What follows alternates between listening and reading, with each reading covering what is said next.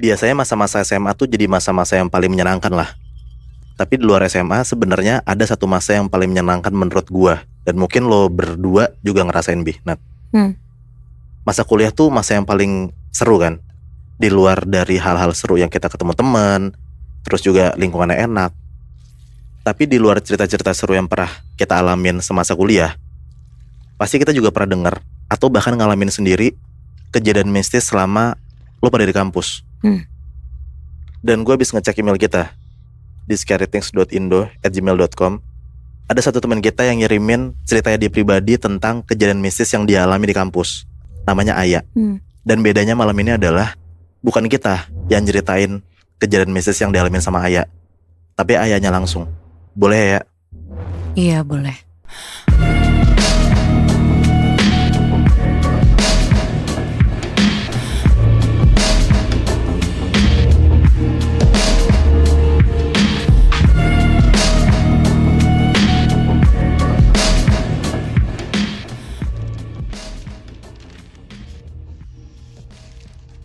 Ada cerita tentang arwah seorang mahasiswi yang jadi korban pemerkosaan di pendopo Fakultas Ekonomi di suatu universitas swasta. Anyway, ini ceritanya dari satu orang cowok, kita sebut aja namanya Dani ya. Oke. Jadi awal kejadiannya itu, Dani sama 4 temennya lagi main kartu di pendopo Fakultas Ekonomi. Pendopo ini tuh tempatnya sepi banget, Nat, Moy, Ay. Padahal udaranya tuh sejuk. Tapi semenjak Dani kuliah di sana, dia bilang emang cuman dia dan 4 teman lainnya doang yang suka main di situ. Selain mereka berlima, gak ada lagi. Alasannya karena gak tahu juga? Alasannya mereka gak tahu nih di waktu itu. Nah, di depan pendopo itu ada pos satpam, tapi gak pernah ada yang jaga. Paling cuman sesekali doang ada yang patroli gitu. Jadi gak ada satpam yang jaga dalam waktu lama lah. Waktu itu udah sore, sekitar jam 4 kalau gak salah, kata Dani. Dan setelah lama main nih, Dani sama teman-temannya ngeliat ada senior dari Fakultas Ekonomi yang lagi ngeliatin Dani sama teman-temannya main di pendopo itu. Ya, Dani sama teman-temannya ngerasa nggak enak aja diliatin kayak gitu sama seniornya. Jadi mereka berhenti sebentar tuh main. Nah, si senior ini tuh kelihatan lagi mau ngambil motornya. Nah, cuman begitu seniornya ini ngeliat Dani sama teman-temannya, si senior ini berhenti bentar gitu. Terus kayak merhatiin Dani sama teman-temannya, wajahnya tuh curiga gitu.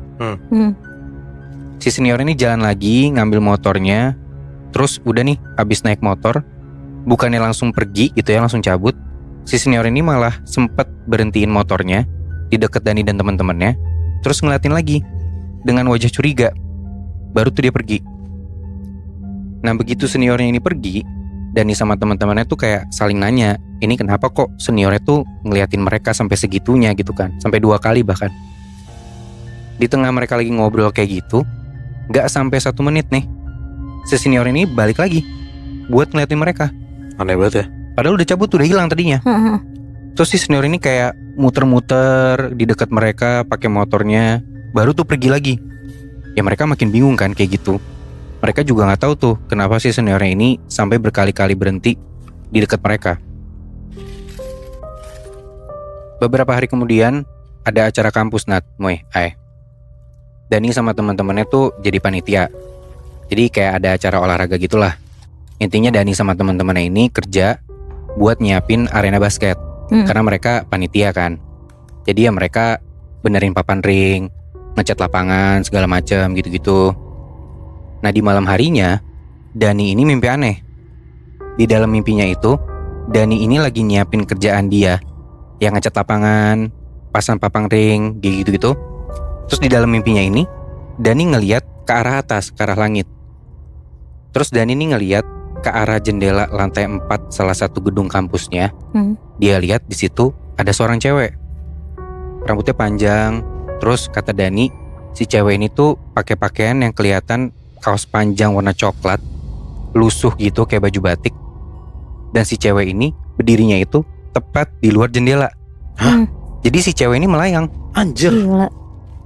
Cuman Dani bilang ketimbang dia ngelihat Miss Kunti, si Dani ini lebih ngelihat kalau cewek itu kelihatan kayak seorang mahasiswi gitu. Tapi ya tetap aja horor kan. Karena si sosok cewek ini melayang. Dan gara-gara melayang dan jauh itu Dani gak bisa lihat mukanya tuh kayak gimana bentukannya. Iya. Tapi dia tahu lah postur si cewek ini kayak gimana. Dan ada rambutnya panjang kan. Singkat cerita, beberapa hari kemudian, salah satu dari temannya Dani ini, kita sebut aja namanya Wira, itu tuh ulang tahun. Nah, Dani sama teman-temannya ini rencana mau ngasih surprise. Jadi Dani ngerjain kerjaan dia buat arena basket itu, rencananya sampai malam di kampus. Nah, karena si Wira yang ulang tahun ini ngelatih karate, dia datangnya sore tuh. Jadi Dani mikir, dia sama teman-temannya ada kesempatan buat nyiapin surprise-nya nih sebelum si Wira datang. Setelah Dani ngerjain urusan acara basket itu, Dani sama satu temannya nih rebahan di dalam ruang himpunan kampusnya. Mereka bangun jam 6 sore, terus rencananya nih mereka matiin lampu ruangan himpunan itu, terus mereka ngumpet di kantin. Jaraknya kantin sama ruangan himpunan ini emang agak jauh, tapi ruangan himpunannya tuh masih bisa kelihatan. Jadi kayak mereka mantau dari jauh tuh. Dan emang di sekitaran situ tuh, di sekitaran ruangan himpunan dan kantinnya, itu semuanya gelap. Jadi walaupun rada takut, si Dani juga ya pura-pura berani aja lah gitu. Nah, maksud mereka itu nanti si Wira yang ulang tahun ini masuk ke dalam ruangan himpunan yang gelap, terus mau dikunciin sama Dani sama temennya. Jadi ya dikagetinnya tuh kayak gitu. Udah kelihatan nih dari jauh, Dani sama temennya ngelihat Wira tuh sampai di depan ruangan itu. Datang Wira, berdiri nih dia di depan ruangan himpunan itu. Terus Dani sama temennya ini udah berharap banget kalau Wira tuh masuk ke dalam ruangan. Ternyata Wira gak masuk ke ruangan itu. Dia malah balik badan terus pergi. Nah, Dani sama temennya yang lihat kayak gitu kaget dong kenapa si Wira ini cabut. Gak jadi lancar kan surprise-nya mereka. Tapi udah gagal juga, ya udahlah. Akhirnya mereka kejar tuh si Wira ini. Dan akhirnya ketemu. Si Dani sama temennya ketemu Wira di musola. Oke. Si Dani nanya ke Wira, kenapa kok lu gak masuk ke himpunan?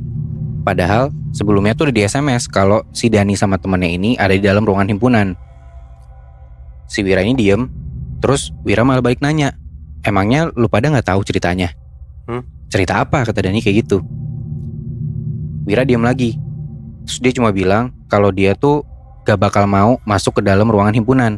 Makanya dia ke musola. Akhirnya mereka ceritain lah kalau rencana surprise yang Dani sama temennya ini gagal karena dia mau surprisein Wira, dikasih tau ke Wira gitu ya. Dan mereka ngasih tahu kalau ya tadinya mereka ngumpet di kantin.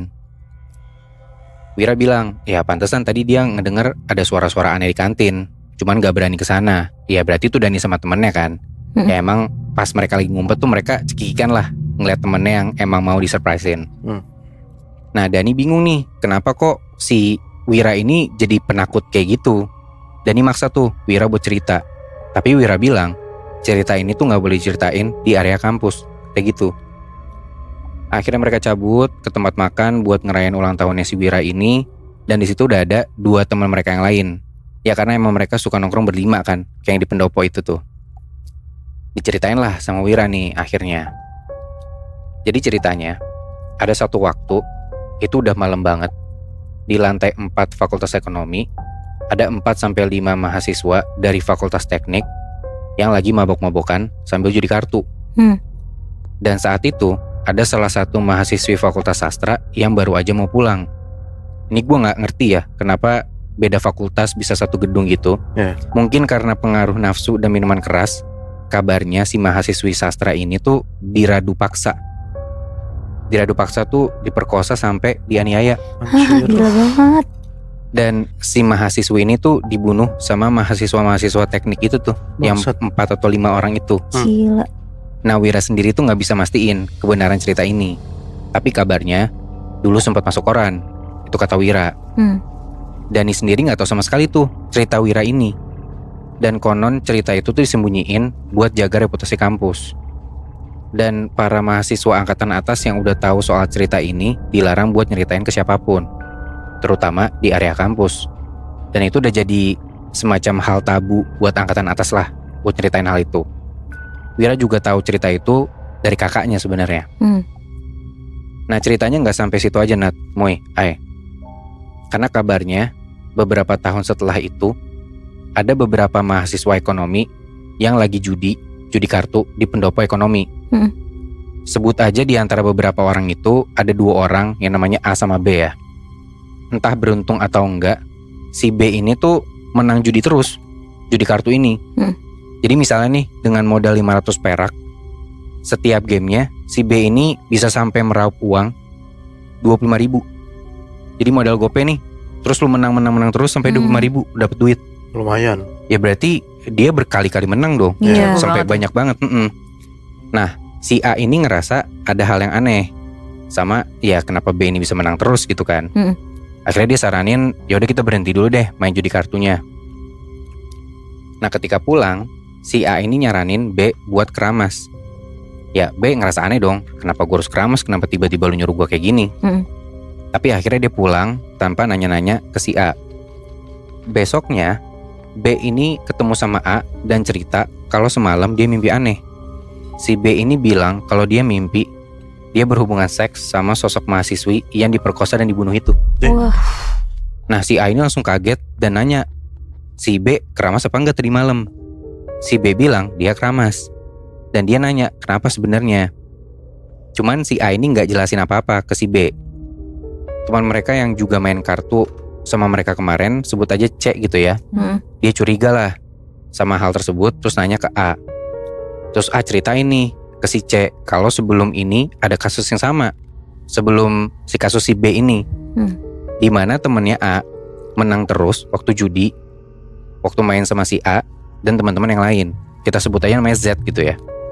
Sama nih kayak si B ini, si A itu nyuruh Z keramas pas di rumah. Tapi si Z ini gak ngikutin sarannya A. Besoknya ada kabar yang bilang kalau si Z ini meninggal tanpa sebab yang jelas. Nah, kenapa A bisa tahu Z gak keramas? Ya gue juga gak tahu sih. Tapi intinya si Z ini tiba-tiba meninggal aja gitu.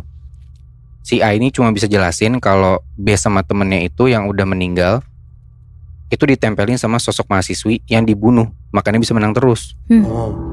Ya ceritanya sih gitu ya. Kabarnya mahasiswa yang diradu paksa dan dibunuh beberapa tahun sebelumnya itu yang di Fakultas Ekonomi ini sampai sekarang namanya gak boleh disebutin, katanya gitu.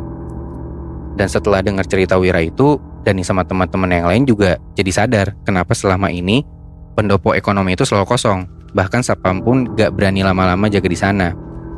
Dan mereka dapat dugaan kenapa senior mereka yang curiga pas ngeliat mereka lagi main kartu tuh. Ya mungkin si senior ini pengen mastiin mereka judi atau enggak. Dan karena dia angkatan atas kan, mungkin dia tahu tuh ceritanya. Cuma ya mungkin si senior ini mau memperingati Dani dan teman-temannya, tapi karena ceritanya nggak boleh dikasih tahu gitu ya dan tabu di area kampus, akhirnya si senior ini nggak bisa bilang ke Dani sama teman-temannya. Dan satu lagi katanya Dani, ciri-ciri cewek yang ada di mimpi dia, yang dia lihat melayang di luar jendela lantai 4 Fakultas Ekonomi itu, ciri-cirinya sama kayak mahasiswi yang dibunuh itu. Berarti yang dibunuh itu mahasiswi yang di lantai 4, tempatnya tuh di tempat himpunan itu dong? Gue gak tahu sih apakah benar di himpunan itu apa enggak ya. Cuman sependengaran gue atau sependapatan gue tentang cerita ini, ya mungkin si hantu ini tuh gentayangan di area kampus aja sih. Atau mungkin bahkan di pendopo ya. Karena sampai gak ada yang berani juga kan ada di pendopo itu. Tadi kan lu bilang juga kan Bi, soalnya ada si Wira kan namanya, yang dia tuh gak berani masuk ke ruang himpunan. Nah makanya gue jadi mikir, apa emang diperkosanya dalam tanda kutip ya di tempat itu ya? Bisa jadi sih. Cuman kalau gue baca dari ceritanya ya, kayaknya gak mungkin di lantai 4. Karena ya mereka kan ngumpet di kantin tuh. Di pikiran gue sih bukan di lantai 4. Makanya kayak yang gue dapet tuh cerita dari Dani, ada lantai 4, ada pendopo, sama ruang himpunan. Ya mungkin emang si sosok hantu ini gentayangannya satu area kampus. Gue dapet sih gitu ya. Iya.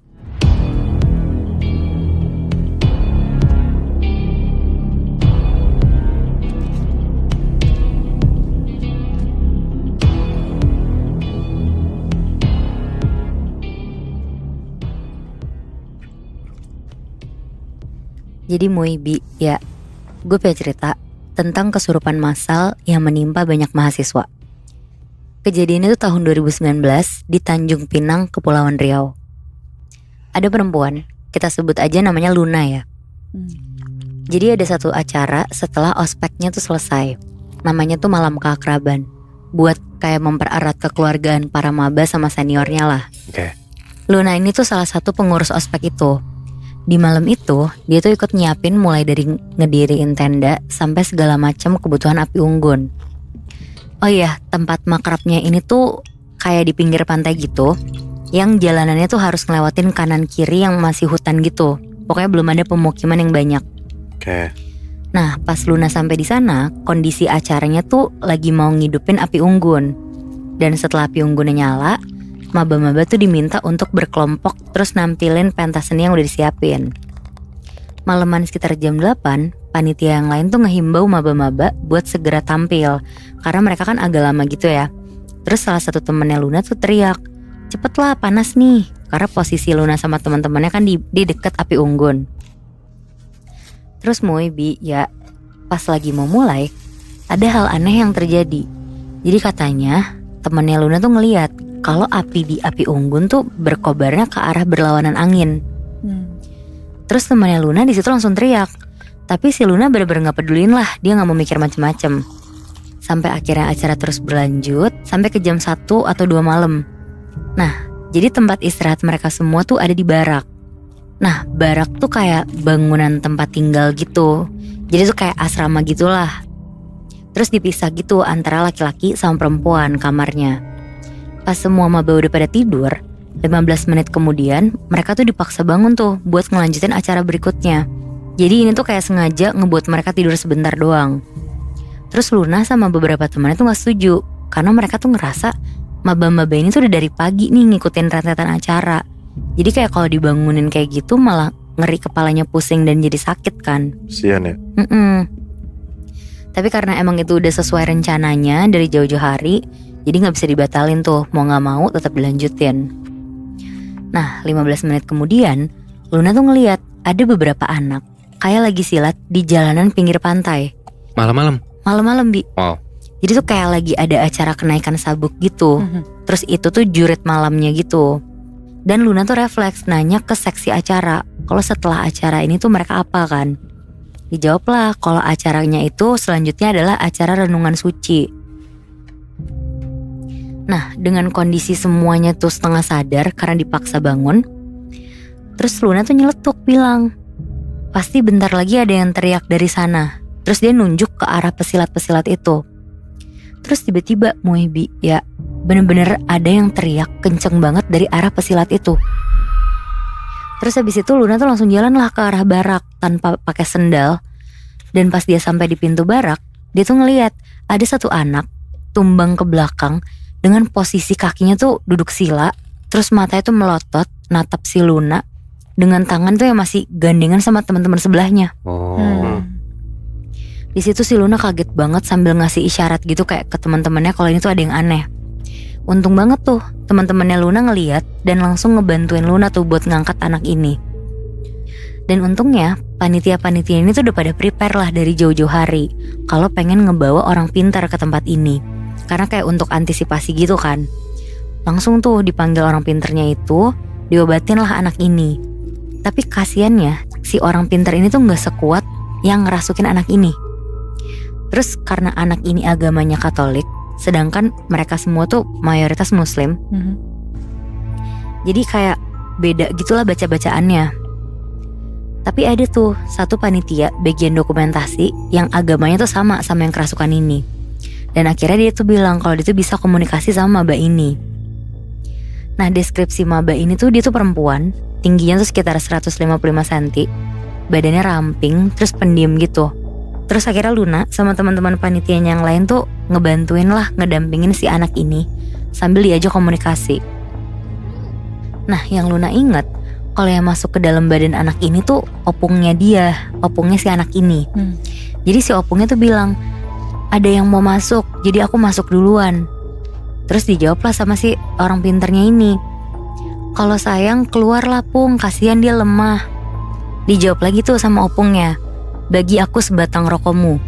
Kebetulan temennya Luna itu lagi gak ngerokok, tapi adalah temen lainnya yang ngasih rokoknya.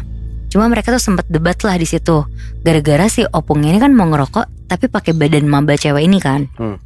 Akhirnya setelah berdebat panjang dibakar lah tuh rokoknya, terus ditaruh di samping anak maba ini. Nah Luna yang ngeliatin kejadian-kejadian aneh itu tuh bener-bener gak bisa pikir jernih lah. Karena walaupun si Luna gak ngerokok, tapi Luna tahu kan seberapa lama orang ngerokok dengan cara ngisep asap kayak gitu. Iya. Nah gak sampai 5 menit rokok itu habis, maba ini tiba-tiba pingsan. Terus gak lama dari pingsan itu, satu persatu tuh banyak maba lain yang teriak-teriak sampai histeris banget. Dan sampai ada yang nyekek seniornya Luna pakai satu tangan, sampai badan seniornya tuh keangkat. Kalau dihitung-hitung sama si Luna, kira-kira tuh ada sekitar 7 orangan lah, selain maba yang kerasukan, dan ada juga salah satu dari panitia itu. Tapi alhamdulillahnya ya, orang pintar yang tadi tuh bisa nyembuhin 7 orang ini. Nah setelah mereka pulih, mereka dibawalah ke musola yang jaraknya kayak 20 meter lah dari tempat itu. Terus maba pertama ini yang pingsan tadi, tiba-tiba tuh kerasukan lagi ya, matanya merah banget. Tapi di situ Luna tuh ngeliat, dia tuh kayak nggak tahu itu tuh beneran kerasukan atau kayak efek ngantuk aja. Akhirnya Luna sama 4 orang teman lainnya megangin dia tuh. 1 ada yang megangin kepalanya, 2 megang tangan kanan sama kiri, sama ada juga yang megang kaki kanan sama kaki kiri. Oke. Tapi saking kuatnya maba ini, si maba ini tuh teriak-teriak, dan yang ngebikin Luna kaget banget, Luna tuh nyaksiin orang lagi terlentang, badannya tuh keangkat kayak 1,5 jengkal tangan dewasa. Buset. Kayak terbang gitu. Iya. Sampai dia tuh refleks lepasin dan ngasih temen cowoknya yang megang, saking kencengnya tuh badannya. Dan kejadian ini tuh bener-bener masih berlanjut sampai jam 3 pagi ya. Tapi singkat cerita, Luna masuklah ke musola tempat teman-temannya yang baru disembuhin tadi. Terus pas dia masuk ke sana, tiba-tiba tuh nggak tahu kenapa listrik tuh mati. Dan karena situasi lagi panik, semua tuh pada lari keluar langsung karena ketakutan. Di situ Luna tuh masih berusaha positif kalau itu tuh cuma konslet listrik doang. Ditambah nggak lama tuh hidup lagi listriknya. Di situ Luna duduk sama salah satu maba yang agamanya tuh Kristen Protestan, yang lagi ketakutan sambil dengerin doa-doa agamanya tuh di YouTube pakai headset dia. Pas Luna duduk berdua sama dia di belakang, Luna tuh ngedenger ada suara ngelengking kayak ketawa kunti gitu ya. Jadi karena Luna gak mau buat si anak ini panik, dia berusaha tuh berdiri normal tanpa ngasih tau apa-apa. Tapi tiba-tiba anak ini tuh lari ninggalin Luna. Langsung dikejar tuh sama si Luna dan ditanya kenapa lari. Dia jawab, kakak gak denger ada yang ketawa? Aku takut banget. Di situ dalam hatinya Luna tuh dia langsung mikir, oh berarti emang benar yang dia denger tadi. Nah lanjut, singkat cerita, ada maba laki-laki yang bisa nyembuhin orang kerasukan. Jadi udah bukan orang pinter ini lagi. Ya. Terus langsung nih si maba ini dibawa ke tempat kejadian itu. Pas sampai, dia akhirnya berusaha lah komunikasi. Sampai dia tuh tahu akar permasalahan dari kesurupan massal ini. Oke. Jadi katanya ada maba yang sembarangan ngambil ranting basah yang masih nyangkut di pohon tanpa permisi. Terus? Tapi dia tuh denial, gak mau ngaku, malah saling tuduh menuduh gitu. Padahal anak yang kerasukan yang terbang tadi itu tuh udah nunjuk arah dia. Tapi si sosok ini katanya tuh gak mau keluar. Dia tuh mau nunggu sampai azan subuh biar dia tuh dapat inangnya si anak baru ini. Buset. Jadi terpaksa si maba orang pintar ini tuh maksa ngeluarin si sosok ini. Dan alhamdulillahnya tuh bisa keluar sebelum subuh. Terus alasan kenapa anak ini tadi terbang, yang ngerasukin tubuh anak ini, itu tuh ternyata nenek-nenek yang katanya ratu di situ. Terus badannya tuh setengah ular. Wow. Wah anjir serem banget. Berarti alasan sebenarnya cuman karena ranting di daerah itu diambil. Iya. Berarti emang parah banget kan mood di daerah situ tuh. Tapi jatuh jadi chaos banget ya. Chaos Iya. banget. Ini apa sih hitungannya, LDKS atau? Dia ospek, terus lagi malam keakraban. Oh ini makrab yang chaos banget sih menurut gua. Asli. Hancur.